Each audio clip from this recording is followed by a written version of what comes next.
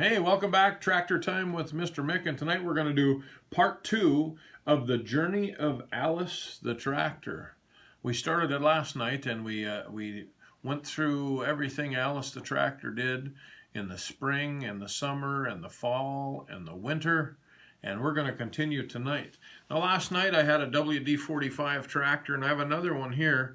This one I bought in Hutchinson, Minnesota at the little log cabin tractor show at a flea market, and I got an incredible deal of $10 on this tractor right here. So this is one of my favorites here, and that's a narrow front WD-45, and it kind of looks like Allis the tractor, doesn't it? Okay. So part 2 of the journey of Allis the tractor. This part's called retirement. Years later, Farmer T was getting old, and all the kids had left the farm. The decision was made to quit farming and move to the city. I remember sitting there in the barnyard at the big sale. Everything was for sale. I felt so sad. People walked by me looking me over. Yes, I had a few dings and a few scratches, but I still ran. Wait. 2 people stopped in front of me. I know them. It's Leonard, Farmer T's son, and his son, Kent. Leonard looked at me and pondered for a while. Then I heard those beautiful words. We can use Allis in our lumber yard. Kent started me up and off we went, racing at 12 miles an hour to the lumber yard, and it was 48 miles away. Can you imagine how many hours that took us? There's everything for sale at the sale.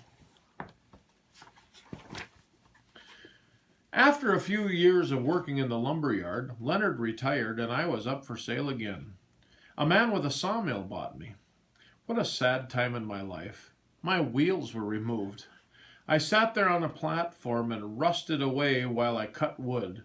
Then one day I heard my owner pick up the phone and call to Colorado. I held my breath.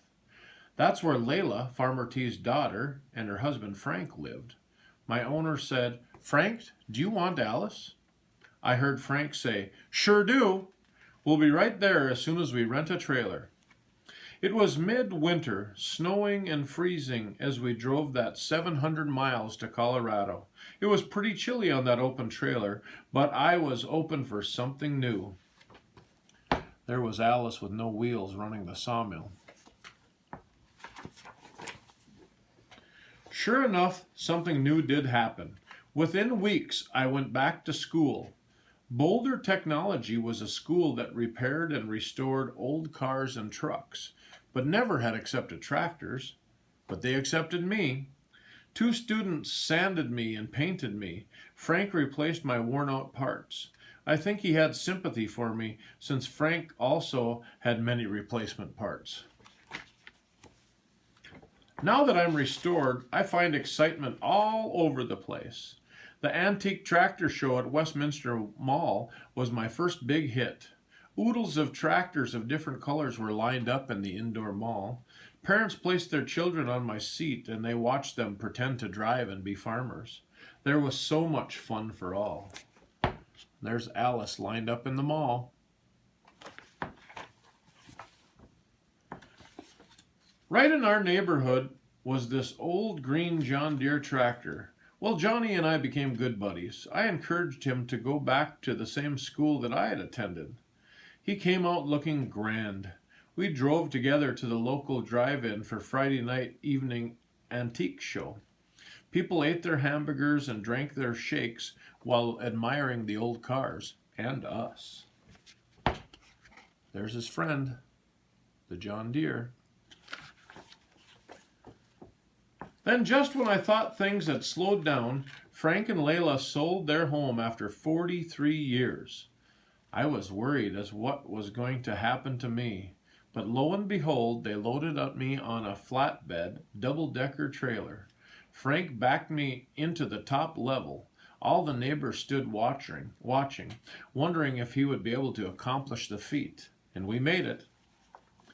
We started off on a 1,000-mile, 3-day trip to Texas. When we arrived, I thought, I know these people. It's Liana, their daughter, and her husband, Keith. Shaking, Keith drove me off the high perch on the trailer. That was when I noticed the pastures and the mini Hereford cows grazing. Boogie and Aggie, the cutting horses, galloped by the barn. Chickens were clucking away in their chicken coops. Dogs barked and cats purred. There was a barn to keep me dry and safe. What more could I ask? There he is, getting ready to get unloaded from the trailer. Let me tell you what I have discovered about my new home in Texas. The Baptist church in this little town of Magnolia has a festival called the Pumpkin Patch. They ordered thousands of pumpkins and decorate a grassy lot nearby, and I was invited because I fitted right in with the orange decorations and the other antiques. Children climbed on me and pretended to drive, and families took pictures. Best yet, the pumpkins were sold to provide funds for youngsters to attend camp. There he is at the Pumpkin Festival.